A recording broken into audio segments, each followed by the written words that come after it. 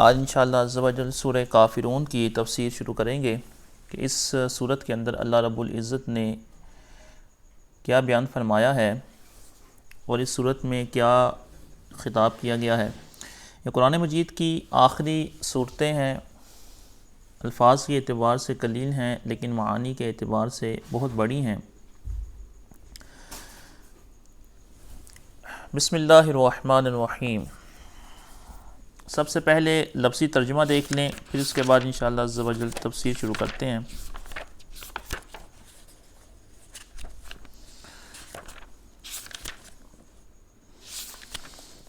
بسم اللہ الرحمن الرحیم۔ قل یا ایھا الکافرون، تم فرماؤ اے کافرو، لا اعبد ما تعبدون، میں عبادت نہیں کرتا جس کی تم عبادت کرتے ہو، ولا انتم عابدون ما اعبد، اور نہ تم اس کی عبادت کرتے ہو جس کی میں عبادت کرتا ہوں، ولا انا عابد ما عبدتم، اور میں اس کی عبادت نہیں کروں گا جس کی تم عبادت کرتے ہو، ولا انتم عابدون ما اعبد، اور نہ تم اس کی عبادت کرو گے جس کی میں عبادت کرتا ہوں، لکم دینکم ولی دین، تمہیں تمہارا دین اور مجھے میرا دین۔ بسم اللہ الرحمن الرحیم۔ سورہ کافرون یہ مکی صورت ہے۔ بسم اللہ الرحمن الرحیم۔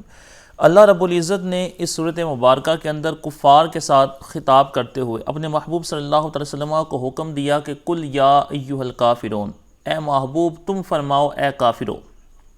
یہاں پر مفسرین نے اس بات کو ذکر فرمایا ہے، امام فخر الدین رازی رحمۃ اللہ تعالی علیہ نے لکھا کہ اللہ رب العزت نے اپنے محبوب صلی اللہ تعالی علیہ وآلہ وسلم کو حکم فرمایا کہ قل یا ایھا الکافرون، تم فرماؤ کہ اے کافرو۔ اللہ رب العزت نے خود کفار کے ساتھ خطاب اس لیے نہیں فرمایا۔ آپ فرماتے ہیں کہ خطاب اس کے ساتھ کیا جاتا ہے جو خطاب کے لائق ہو، کیونکہ کسی کے ساتھ کلام کرنا، کسی معزز اور مکرم ذات کا کسی کے ساتھ کلام کرنا، یہ اس کے شرف کے اوپر بھی دلالت کرتا ہے کہ کلام تو وہ اس سے کرے گا کہ جو اس قابل ہو کہ اس سے کلام کیا جائے۔ اللہ رب العزت نے فرمایا کہ وَلَا يُكَلِّمُهُمُ اللَّهُ، اللہ رب العزت ان سے کلام نہیں فرمائے گا، اور ایک جگہ پہ فرمایا کہ کسی کی یہ شان نہیں کہ اللہ رب العزت اس سے کلام کرے، یعنی کفار کے ساتھ بلا واسطہ خطاب کرنے کو اللہ رب العزت نے بیان فرمایا ہے کہ کسی کی یہ شان نہیں کہ اللہ رب العزت اس کے ساتھ بلا واسطہ کلام فرمائے۔ یہ اللہ رب العزت کے محبوب صلی اللہ علیہ وسلم کی شان اقدس ہے کہ اللہ رب العزت بلا واسطہ ان کے ساتھ کلام فرماتا ہے کہ اے محبوب تم فرماؤ، یعنی اللہ رب العزت نے بغیر کسی واسطے کے اپنے نبی صلی اللہ علیہ وسلم کو خطاب فرمایا، اور نبی صلی اللہ علیہ وسلم کو حکم دیا کہ آپ فرمائیں اے کافرو، قل یا ایھا الکافرون، تم فرماؤ اے کافرو۔ اب اس آیت کا شان نزول مفسرین نے یہ بیان کیا کہ کچھ کفار قریش جن میں بڑے بڑے رؤسا تھے، عصبت بن عبد المطلب، ابی بن ابی خلف، اس کے علاوہ بڑے بڑے کفار وہ اللہ کے رسول علیہ السلام کے بارگاہ میں حاضر ہوئے، جن میں امیہ بن خلف بھی شامل تھا، اور انہوں نے آ کے کہا کہ ایسا کرتے ہیں کہ ایک سال آپ ہمارے خدا کو پوجو، ایک سال ہم آپ کے خدا کو پوجتے ہیں، یا ایک مہینہ آپ ہمارے خدا کو پوجو اور ایک مہینہ ہم آپ کے خدا کو پوجتے ہیں، اور ہمارے درمیان صلح ہو جائے گی، تو یہ جو ہمارے درمیان نفرت ہے، عداوت ہے، یہ ختم ہو جائے گی۔ ہم کہیں گے کہ ایک مہینہ وہ ہمارے خدا کی عبادت کرتے ہیں کہ ہمارے بتوں کو پوجتے ہیں، ایک مہینہ ہم ان کے خدا کو پوج لیتے ہیں، ایک سال ہم ان کے خدا کی عبادت کرتے ہیں، ایک سال وہ ہمارے خدا کی عبادت کرتے ہیں۔ تو اللہ کے رسول علیہ السلام نے اس وقت خاموشی اختیار فرمائی، تو اللہ کے رسول علیہ السلام نے اس پر ویسے قلبی طور پر شدید غصے کا اظہار فرمایا۔ پھر اللہ رب العزت نے قرآن اتارا، اللہ رب العزت نے قرآن اتارا، فرمایا قل یا ایھا الکافرون، اے محبوب یہ جو کہہ رہے ہیں نا کہ ایک مہینہ ہمارے خدا کی اور ایک مہینہ ہم تمہارے خدا کی عبادت کریں۔ ان کو کہو اے کافرو لا اعبد ما تعبدون، میں اس کی عبادت نہیں کرتا جس کی تم عبادت کرتے ہو۔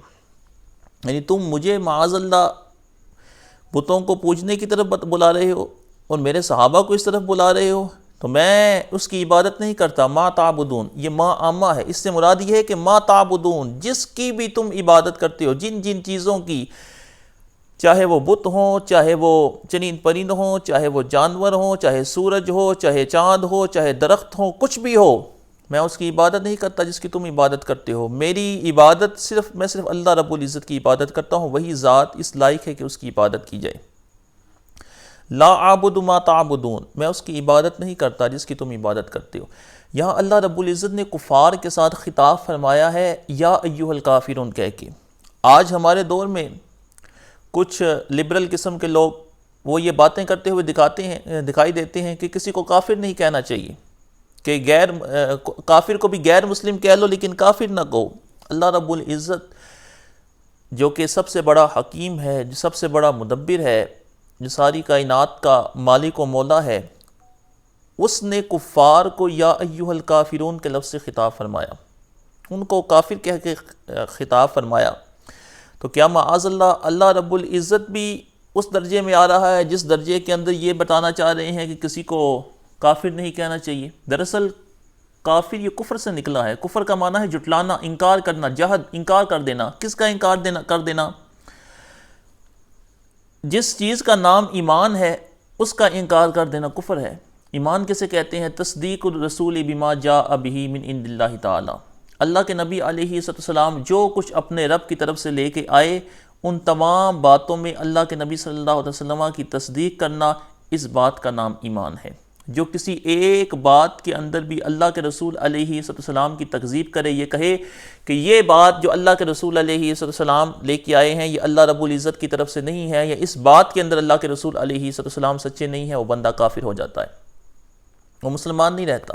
اگر مسلمان تھا تو مرتد ہو جاتا ہے۔ جو اللہ کے رسول علیہ السلام کی کسی بات کے اندر تکذیب کرے، اس کا مطلب یہ نہیں ہے کہ کوئی بندہ کسی حدیث کے بارے میں یہ کہہ دے کہ یہ حدیث موضوع ہے، یعنی من گھڑت ہے، یا یہ حدیث ضعیف ہے، یا اللہ کے رسول علیہ السلام کا فرمان نہیں ہے تو وہ بندہ کافر ہو جاتا ہے۔ ایسا معاملہ نہیں ہے، بلکہ اللہ کے رسول علیہ السلام جو کچھ اللہ تعالیٰ کی طرف سے ایسا لے کے آئے جس کے یقینی ہونے میں کسی مسلمان کو کوئی شبہ نہیں، ان تمام باتوں کو ماننے کا نام ایمان ہے، جن کو ہمارے ہاں ضروریات دینی کا بھی نام دیا جاتا ہے۔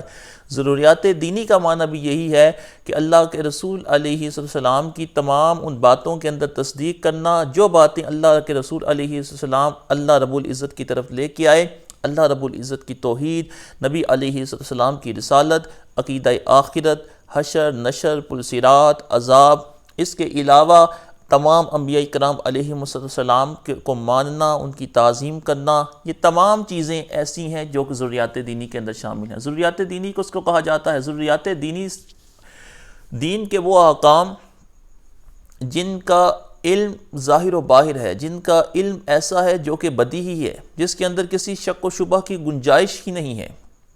قرآن مجید کے جیسے کتنے ہی احکام ہیں جو ضروریات دینی کے اندر شامل ہیں۔ اب ان تمام باتوں کو ماننے کا نام ضروریات دینی ہے۔ تو اللہ رب العزت نے فرمایا قل یا ایھا الکافرون، تم فرماؤ اے کافرو، یعنی کفار کے ساتھ ان کے لقب کے ساتھ خطاب کرنا یہ اللہ رب العزت کا طریقہ ہے۔ دوسری جگہ پہ ارشاد فرمایا کفار کے بارے میں ہی کہ جو تم میں سے جن لوگوں نے تم میں سے کفر کیا، ان الذین کفروا، جن لوگوں نے تم میں سے کفر کیا۔ اب یہاں بھی اللہ رب العزت ان کا تذکرہ فرما رہا ہے کہ جنہوں نے کفر کیا۔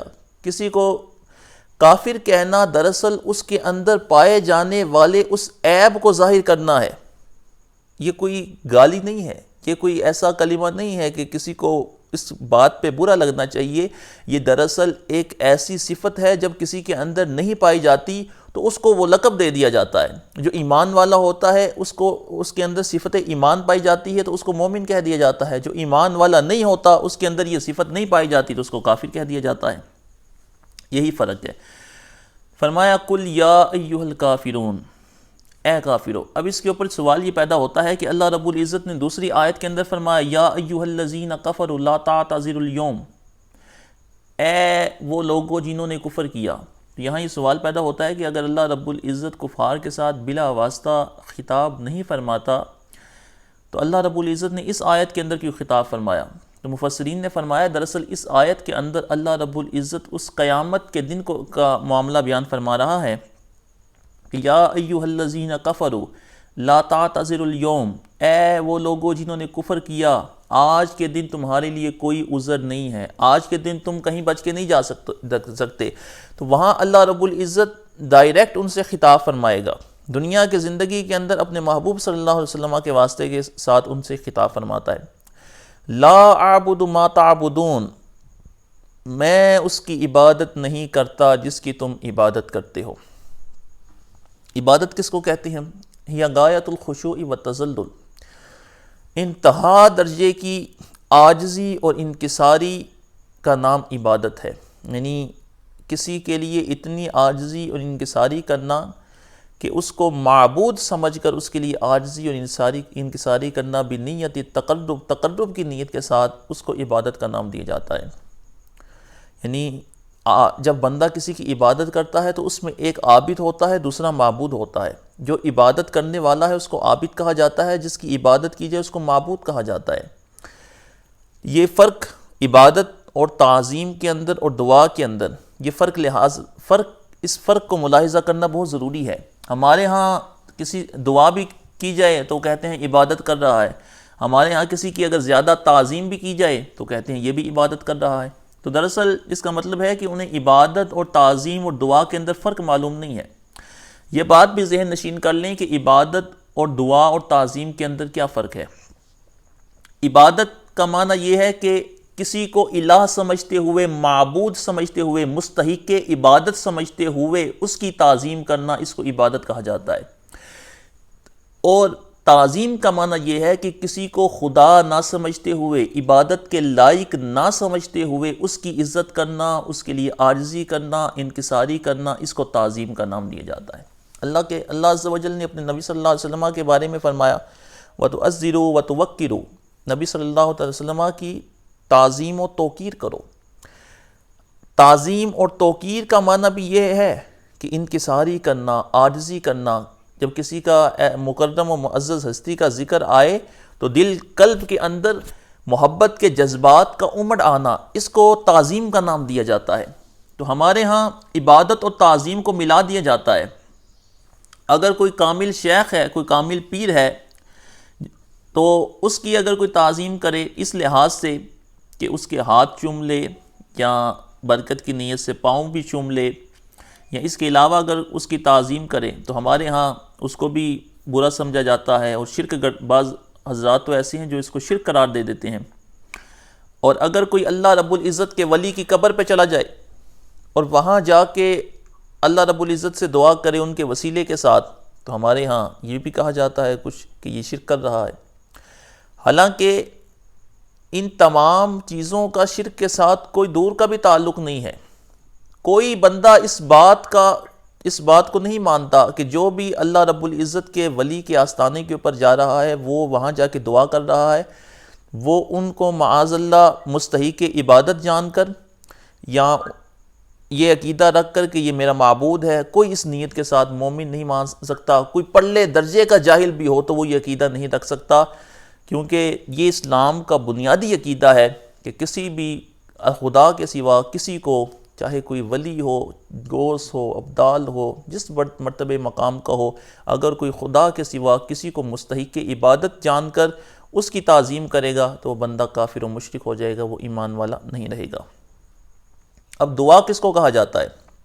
حدیث پاک کے اندر آتا ہے الدعاء مخ العبادہ، دعا عبادت کا مغز ہے۔ الدعاء هو العبادہ، دعا عبادت ہی ہے۔ تو ہمارے ہاں یہ بھی کہا جاتا ہے کہ کسی مزار کے اوپر جا کے آپ دعا کرتے ہو اس صاحب مزار کے وسیلے کے ساتھ، تو آپ دعا کر رہے ہو، چونکہ دعا کر رہے ہو تو یہ بھی شرک کر رہے ہو کہ دعا تو صرف اللہ رب العزت کی ذات سے کی جا سکتی ہے، اب تم اس کے وسیلے کے ساتھ دعا کر رہے ہو تو اس کو خدا کا معاذ اللہ شریک ٹھہرا رہے ہو، اس وجہ سے تم بھی مشرک ہو گئے ہو۔ جو کہ عام ایک تعداد ہے جن کا اعتراض ہوتا ہے۔ تو دراصل دعا کا معنی بھی سمجھنے کی ضرورت ہے کہ دعا کس کو کہا جاتا ہے۔ قرآن مجید میں جو دعا کا لفظ استعمال ہوا ہے مختلف معانی کے اندر استعمال ہوا ہے۔ دعا ایک لفظ مشترک ہے، مختلف معانی ہیں اس کے۔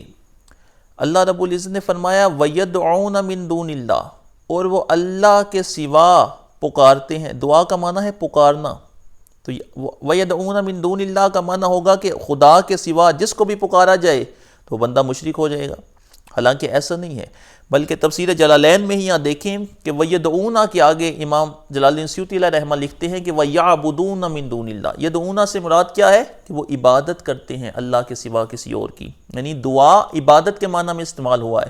اور قرآن مجید میں اکثر دعا کے معنی، دعا کے بعد دعا جس معنی میں استعمال ہوا ہے اس سے مراد عبادت ہی ہے۔ جیسے دوسری آیت کے اندر آتا ہے لا تجعلوا دعاء الرسول بینکم کا دعاء بعضکم بعضا، اللہ کے رسول کے پکارنے کو اپنے ایک دوسرے کے ساتھ پکارنے کی طرح نہ سمجھو کہ تم اللہ کے رسول کو بلا رہے ہو تو یہ ایسا نہ سمجھو کہ ایک دوسرے کو پکار رہے ہو، اللہ کے رسول کو پکارنا، ان کو بلانا یہ اور طرح کا ہے، وہاں نہایت درجے کی تعظیم اور توقیر چاہیے۔ تو یہ دعا اور عبادت کے اندر بھی اور تعظیم کے اندر اس فرق کو ملحوظ رکھنا بہت ضروری ہے۔ تو فرمایا لا اعبدو، میں عبادت نہیں کرتا اس کی جس کی تم عبادت کرتے ہو، ولا انتم عابدون ما اعبد، اور تم بھی اس کی عبادت نہیں کرتے جس کی میں عبادت کرتا ہوں۔ دراصل یہ اس صورت کا بھی ان اگلی صورتوں کے ساتھ ایک تعلق ہے۔ اس صورت کے بعد اللہ رب العزت نے سورہ نصر کو بیان فرمایا، سورہ نصر کے بعد سورہ لہب کو بیان فرمایا۔ سورہ لہب سے پہلے جو سورہ نصر ہے اس کا اس کے ساتھ تعلق یہ ہے کہ اللہ رب العزت نے سورہ نصر کے اندر یہ بیان فرمایا کہ دین کامل ہو گیا، اللہ رب العزت کی نصرت آ گئی، فتح آ گئی، ایمان والوں کو یہ اجر مل گیا۔ اب اس کے فوراً بعد ایک کافر کا تذکرہ فرمایا کہ جو کفر کرنے والا ہے، اللہ کے نبی علیہ السلام کو جھٹلانے والا ہے، اس کو میں کیسی سزا دیتا ہوں۔ اب ان کفار میں سے ایک کافر کا حال بیان فرما دیا، ٹھیک ہے۔ اور اس سے پہلے سورہ نصر ہے، اس کا سورہ لہب کے ساتھ یہ تعلق ہے، اور سورہ نصر کے سے پہلے سورہ کافرون کو ذکر کیا۔ سورہ کافرون کو ذکر کرنے کی وجہ یہ ہے کہ اللہ رب العزت نے کل یا ایھا الکافرون کے اندر تمام کفار سے خطاب فرمایا۔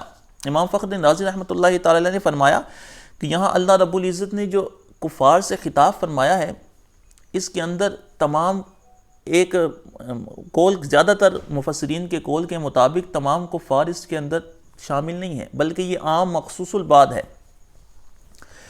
کہ اگر یہ کہا جائے کہ اللہ رب العزت یہ فرما رہا ہے کہ جتنے بھی کافر ہیں، تو کفار تو یہود و نصارہ بھی ہیں، یہودی بھی کافر ہیں، نصارہ بھی نان بلیورز ہیں، وہ بھی غیر مسلم ہیں، ان کا شمار بھی کفار میں ہوتا ہے کہ وہ بھی اللہ کے نبی علیہ السلام کو نہیں مانتے۔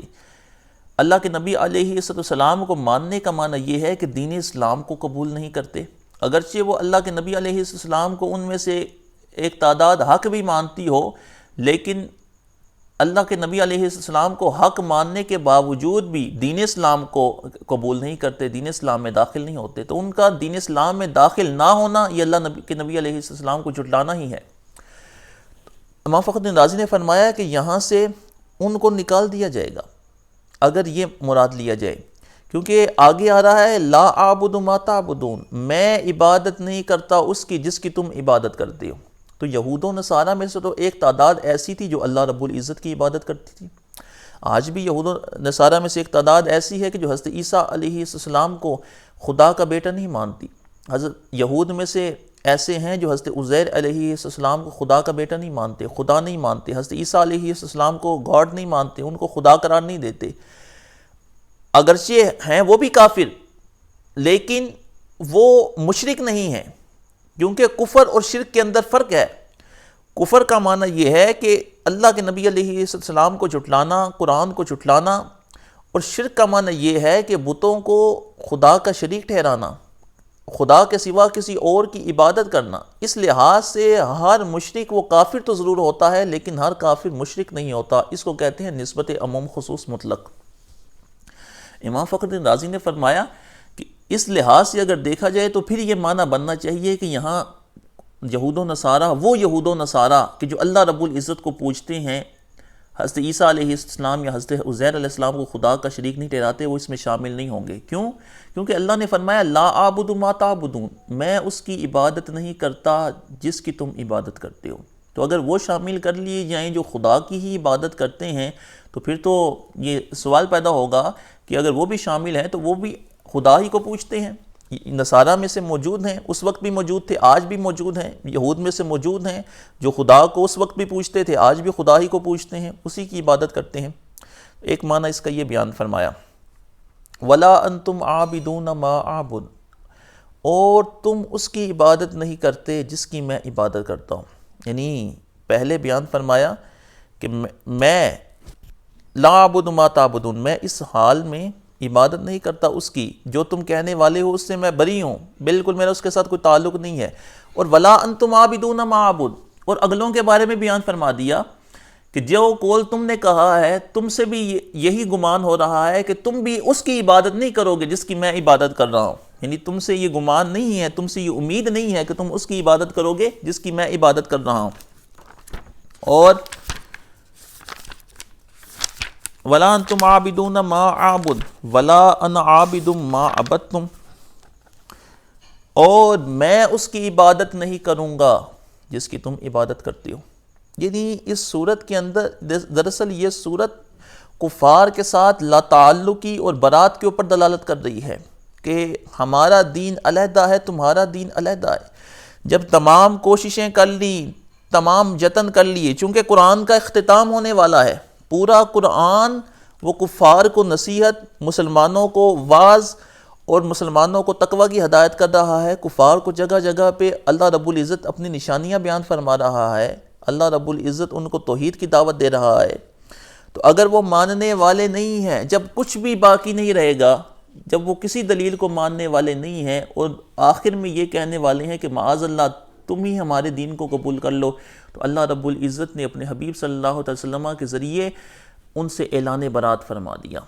وَلَا أَنَا عَابِدٌ مَا عَبَدتُمْ، میں اس کی عبادت نہیں کروں گا جس کی تم عبادت کرتے ہو۔ وَلَا أَنْتُمْ عَابِدُونَ مَا أَعْبُدُ، اور نہ اسے پوچھوں گا اور نہ تم اسے پوچھتے ہو جسے میں پوچھتا ہوں۔ یہاں اللہ رب العزت دو مرتبہ لے کے آیا، پیچھے بھی کہا کہ وَلَا أَنْتُمْ عَابِدُونَ مَا أَعْبُدُ، اس جگہ پہ بھی کہا وَلَا أَنْتُمْ عَابِدُونَ مَا أَعْبُدُ، یعنی تم اس کو نہیں پوجو گے جسے میں پوچھتا ہوں۔ پھر دوبارہ کہا کہ تم اسے نہیں پوجو گے جسے میں پوچھتا ہوں۔ اس کی بھی ایک وجہ مفسرین نے بیان فرمائی ہے کہ اللہ رب العزت نے دو وجہ سے اس وجہ سے بیان فرمایا کہ کفار جب اللہ کے رسول علیہ السلام کی بارگاہ کے اندر آئے تھے تو انہوں نے آ کے یہ کہا تھا، دو مرتبہ یہ کہا تھا، دو مرتبہ انہوں نے امیہ بن خلف اور اس کے علاوہ دوسرے کفار نے دو مرتبہ کہا تھا، ایک مہینہ تم ہمارے خدا کی عبادت کرو، ایک مہینہ ہم تمہارے خدا کی عبادت کریں گے۔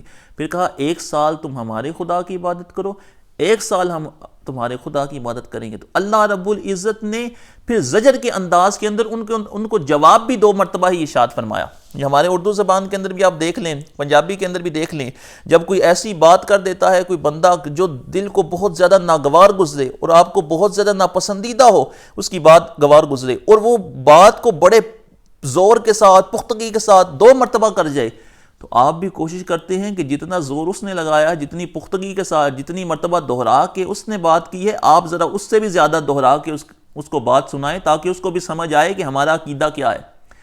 تو دراصل یہ قرآن مجید میں جو آیات کا تکرار ہوتا ہے، اس کے اندر بھی معانی ہیں، اس کے اندر بھی لطائف ہیں کہ ہر آیت کا تکرار وہ اپنے اندر ایک اسرار اس کے اندر پوشیدہ ہے کہ اس کا تکرار کیوں کیا گیا ہے۔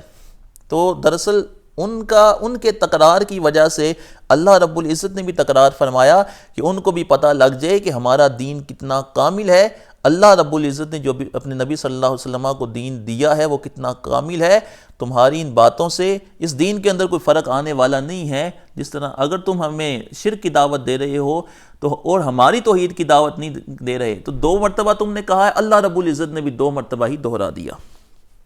لکم دینکم ولی دین، تمہیں تمہارا دین اور ہمیں ہمارا دین، یعنی اللہ رب العزت نے بیان فرما دیا کہ تم اپنے دین پہ رہو اور ہم اپنے دین پہ رہیں۔ یہاں سوال یہ پیدا ہوتا ہے کہ کفار کا دین تو شرک والا ہے، وہ تو مشرک ہیں، اور مسلمان مومن ہیں، یہ تو سمجھ آتی ہے کہ ہم اپنے دین پر، لیکن ان کو یہ کہنا کہ لکم دینکم، تمہیں تمہارا دین اور ہمیں ہمارا دین، تو کیا اللہ رب العزت یہ بیان فرما رہا ہے کہ کفار اپنے دین پہ رہیں، یعنی کفر پہ قائم رہیں؟ نہیں، دراصل یہ زجر کا انداز ہے، یہ زجر کا انداز ہے، اس کو زجر و توبیخ کے لیے کہا جاتا ہے۔ جیسے قرآن مجید میں آتا ہے نا کفار کے بارے میں، اعملوا ما شئتم، جو مرضی ہے کرو، جو تمہارا دل چاہے کرو۔ یہ ہمارے اردو زبان کے اندر بھی یہ محاورہ استعمال ہوتا ہے، جب استاد بچوں سے تنگ آ جائے، جب ماں باپ بچوں کو سمجھا کے تھک جائیں، تو وہ کہتے ہیں ان جو دلی کا پیا کر۔ تو اس کا مطلب یہ تھوڑی ہوتا ہے کہ وہ جب اس کو یہ کہہ رہے ہیں کہ جو مرضی ہے کر، تو وہ راضی ہیں اس بات کے اوپر کہ وہ جو مرضی ہے کرے۔ دراصل یہ بھی ایک زجر و توبیخ کا انداز ہوتا ہے کہ اگر تم ہماری کسی بات کو نہیں مان رہے ہو، تمہارے نزدیک ہماری کوئی حیثیت و قدر نہیں ہے، پھر جو دل پیا کر سانو کے کہنا ہے۔ تو یہی اللہ رب العزت نے فرمایا کہ لکم دینکم ولی دین، جاؤ تانوں تہاڈا دین تے سانو ساڈا دین۔ یہی انداز اللہ رب العزت نے ارشاد فرمایا۔ دراصل عربی زبان کے اندر ایک محاوروں کی ایک بڑی تعداد ایسی ہے کہ جو ہمارے اردو زبان کے اندر بھی استعمال ہوتے ہیں، ہمارے پنجابی کے اندر بھی استعمال ہوتے ہیں، لیکن ہمارا اس کی طرف دھیان نہیں ہوتا۔ تو یہ سورہ کافرون کی آج مختصر تفسیر تھی۔ انشاءاللہ عز و جل پرسوں، کل تو چھٹی ہے، پرسوں انشاءاللہ عز و جل سورہ کوثر کی تفصیل کے ساتھ اللہ کے فضل سے بیان کی جائے گی۔ اب کوئی بھائی سوال کرنا چاہیں تو وہ سوال کر سکتے ہیں۔ جزاک اللہ خیرہ۔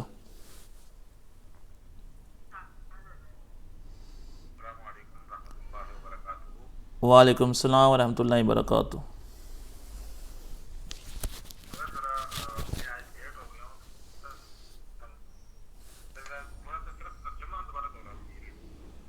ترجمہ دوبارہ دہرا دوں؟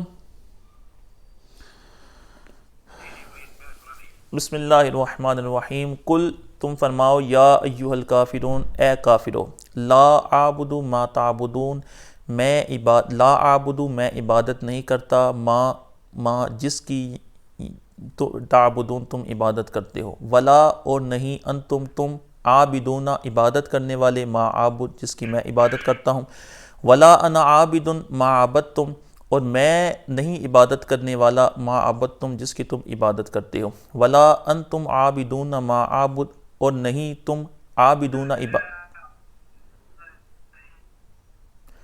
ولا انتم عابدون ما عابد، اور تم عبادت نہیں کرنے والے یا کرتے، ما عابد جس کی میں عبادت کرتا ہوں، لکم دینکم ولی دین، تمہیں تمہارا دین اور مجھے میرا دین۔ جی جناب۔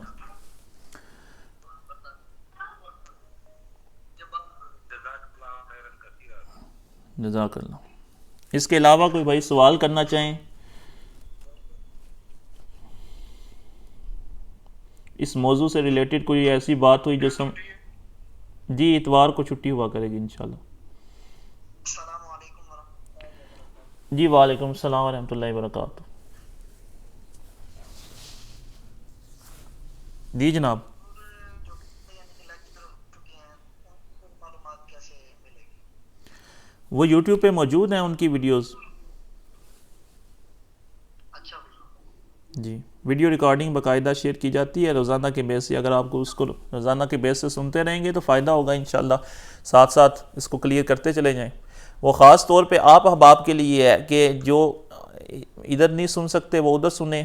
ویسے تو عام عوام بھی سن سکتی ہے، لیکن آپ کو زیادہ فائدہ ہوگا کہ آپ ایک باقاعدہ طور پر کلاسز لے رہے ہیں اور آپ ادھر بھی سوال کر سکتے ہیں۔ ادھر اگر کوئی سوال کرے گا تو اس کو جواب مشکل ہے ملے یا نہ ملے، لیکن آپ ادھر سن رہے ہیں توجہ کے ساتھ، جو بات سمجھ میں نہیں آتی اس کے اوپر سوال کر لیتے ہیں، تو اصل فائدہ تو آپ کا ہی ہے۔ جزاک اللہ۔ اس کے علاوہ بس مہربانی، جزاک اللہ خیرہ۔ جی جزاک اللہ۔ حضور چھٹی اتوار والے دن؟ جی اتوار کو چھٹی ہوا کرے گی۔ وعلیکم السلام۔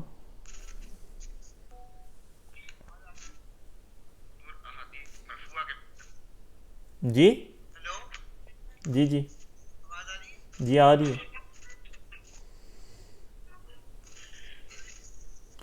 ہیلو، جی جی جناب فرمائیں۔ ہاں وہ میں آوازیں آ رہی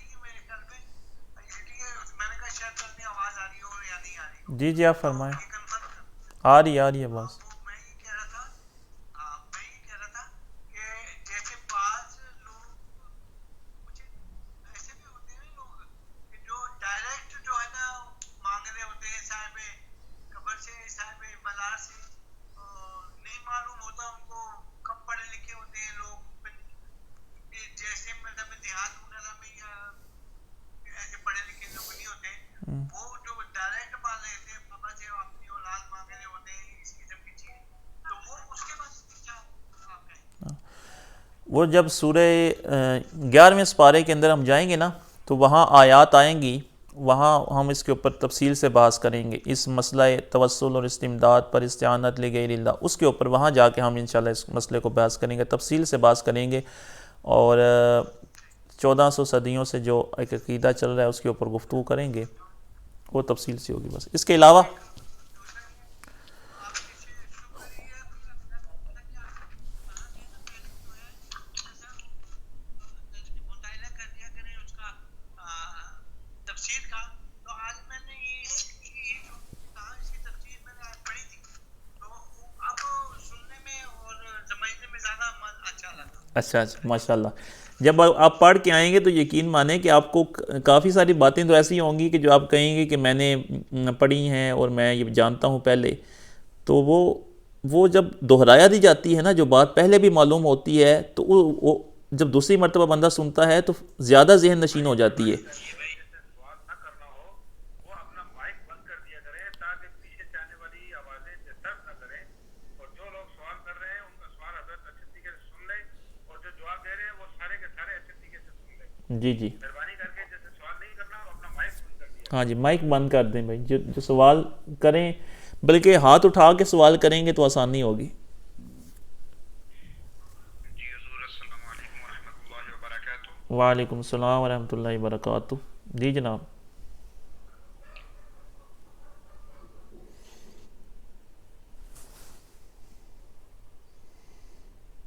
حضرت آپ کا بائک موٹ ہو گیا ہے, اس کو ذرا تھوڑا سا دیکھ لیجیے پلیز. جی کیا تو ہے, آن ہو گیا. احادیث مرفوعہ کے بارے میں بتا دیں.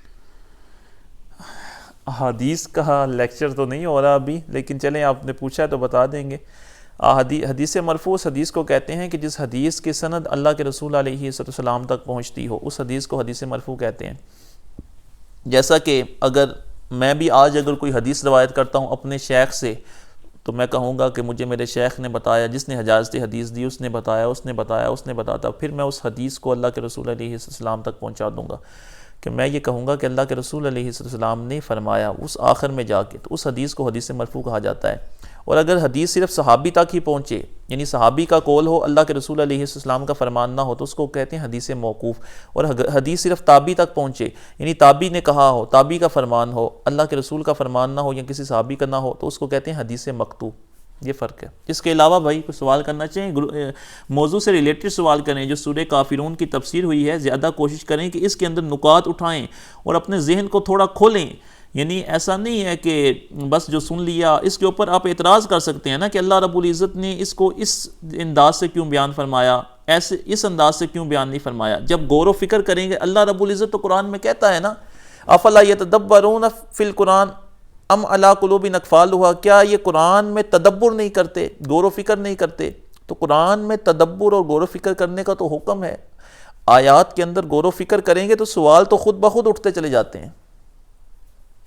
جی بھائی. اس کے علاوہ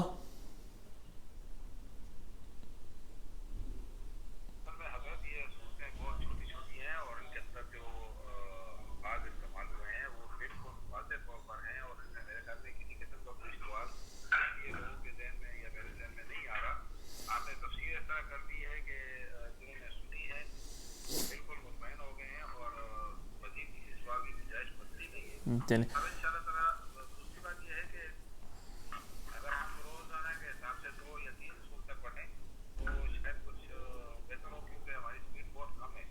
اس حساب سے اگر قرآن کے حساب سے دیکھا جائے تو 6 مہینے کا یا سال کا کورس جو ہے یہ بہت کم مقدار میں جا رہا ہے. جی تھوڑا سا یہ جو چھوٹی صورتیں ہیں یہ کم از کم 2-3 چیز کر کے اگر عنایت فرما دیں تو بڑی بات ہے. نہیں، وہ دراصل یہ چھوٹی جو صورتیں ہیں ان کے اوپر تو زیادہ توجہ ہو رہی ہے ابھی انشاءاللہ جب آگے جائیں گے تو پھر تو انشاءاللہ آسانی ہو جائے گی.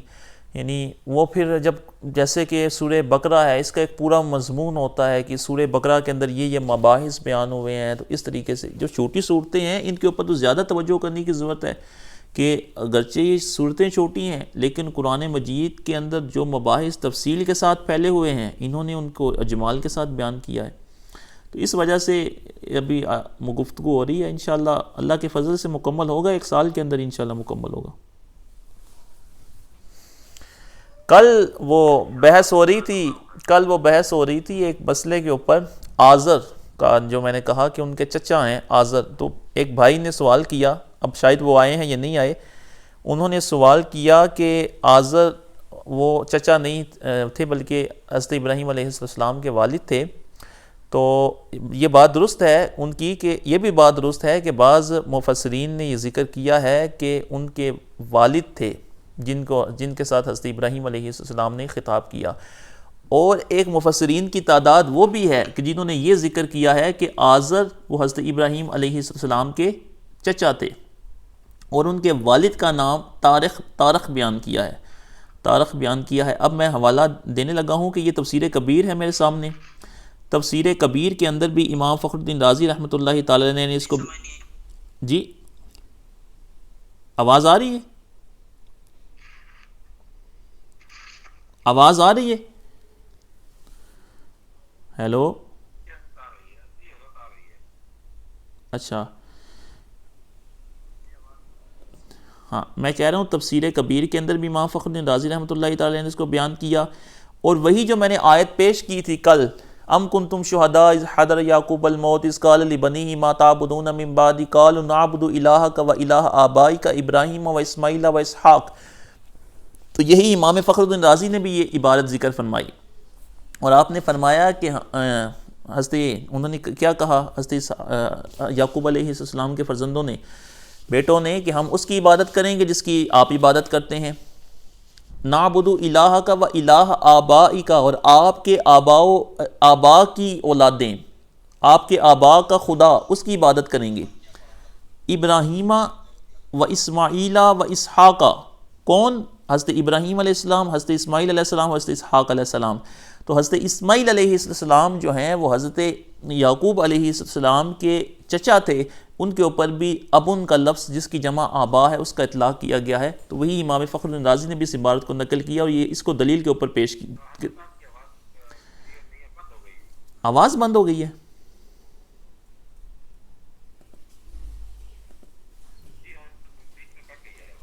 اب آ رہی ہے جی؟ آواز آ رہی ہے اب؟ جی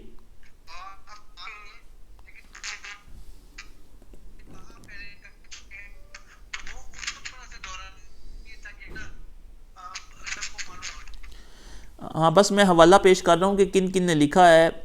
بعض مفسرین نے تفسیر مظہری کے اندر، آواز آ رہی ہے؟ تو تفسیر مظہری کے اندر قاضی ثناء اللہ پانی پتی نے بھی، جو شاہ ولی اللہ محدث دہلوی کے شاگرد ہیں، انہوں نے بھی اس بات کو ذکر کیا ہے. اس کے علاوہ تفسیر روح المعانی کے اندر علامہ اسماعیل حقی نے، علامہ سید محمود آلوسی حنفی بغدادی رحمۃ اللہ تعالی، انہوں نے بھی اس بات کو ذکر کیا. تفسیر کبیر کے اندر امام فخر الدین رازی نے بھی ذکر کیا ہے، اور اس کے علاوہ بھی مفسرین ہیں جنہوں نے اس بات کو ذکر کیا ہے، اور انہوں نے باقاعدہ وہ حدیثیں پیش کی کہ جس کے اندر اللہ کے رسول علیہ السلام اور انبیاء کرام کے بارے میں موجود ہے کہ وہ ایک طیب سے ایک طاہر کی طرف، ایک طاہر سے ایک طیب کی طرف ان کا نور جاتا رہا.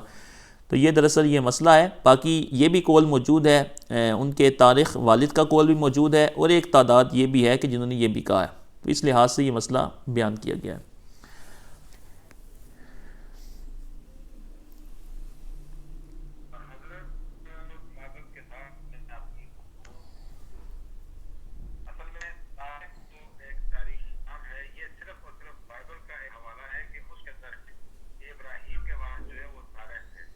کس کا حوالہ ہے؟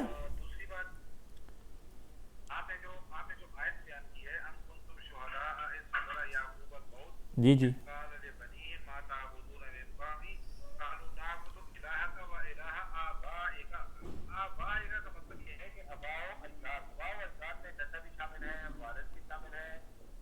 آبا کس کی جمع ہے حضرت؟ آبا کس کی جمع ہے؟ آبا کس کی؟ ابن کی جمع ہے. تو ابن کا اطلاق جو ہے وہ چچا کے اوپر ہو گیا. یہ میں نہیں ذکر کر رہا، یہ میں نہیں کہہ رہا، یہ امام فخر الدین رازی کی تفسیر. اگر آپ کہتے ہیں تو میں عبارت پڑھ کے سنا دیتا ہوں آپ کو، اور اگر آپ کہتے ہیں تو میں روح المعانی کی